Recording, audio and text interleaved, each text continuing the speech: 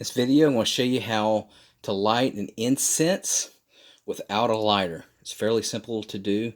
As you can see here, I have a little burner on my electric range.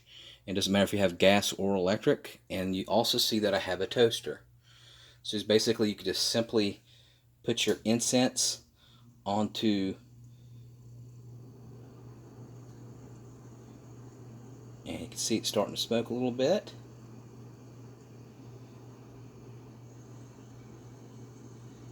Make sure you're far away from a distance, and that will light it.